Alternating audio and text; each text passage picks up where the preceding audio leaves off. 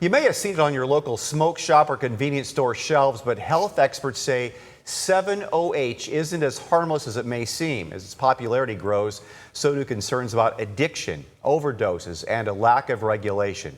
Tonight we investigate what's driving the warnings and what you should know before you buy it. 11 Investigates' Melissa Andrews is here with a preview of her story airing tonight at 11 o'clock. Why is it called 7-OH? What is that? Well, it's a derivative of the kratom leaf, which is not in question right now, because a lot of people do feel that the natural kratom leaf is helpful in some situations. This is alkaloids that come from the kratom leaf, and this is called 7-hydroxymitragynine. Well done. And so it is a synthetic form, and it's sold in pills, the little beverages, all sorts of forms. So what about this did you want to investigate? It just seems odd that why would you go to a gas station to buy this stuff, right? A smoke shop would seem a little bit more legitimate, like tobacco, but something at a gas station. Well, I don't think people intend to. So a couple, Mo and Christina, and thank you to them for reaching out to me about this.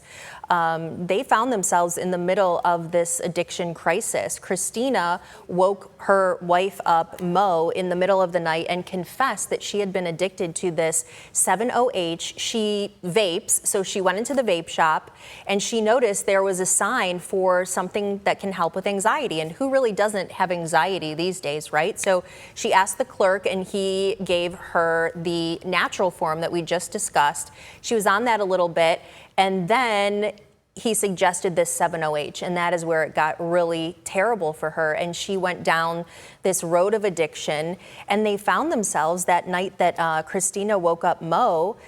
She had tried to get herself off of this, but she was going through such a bad withdrawal. They ended up outside of the vape shop, and get this was shocking. They said that there was a line of people waiting for this vape shop to open so they can get their 7-OH. And that just reminds me, doesn't it, of those documentaries that we've seen about how the opioid crisis started, where doctors would prescribe the pain meds and be shelling out the opioids. So, you know, that's a scary thought. What surprised you most about this? I really didn't know anything about it. I had heard in our news scripts of kratom because the city of Toledo was trying to ban that. And so I was like, what is this? So this is really great. And again, thank you to them for sharing their story. I learned so much about it, and I immediately texted my teenagers and said, you better stay away from these tablets because they're about $10 each, so they're affordable for people, accessible because you can get them at the vape shop or the gas station. They are in chewable form, flavored tablets, colorful packaging, but what's so scary is how addictive they are, and nobody really wants to be addicted to anything. Well, so you can tell your kids or tell anyone this is addictive and stay away from it, but it's seeing your story tonight and having a face on the warning is really making it more impactful. I think so, for sure. And I also talked to Racing for Recovery because Christina had to go into 2 weeks of treatment for this to get off of it.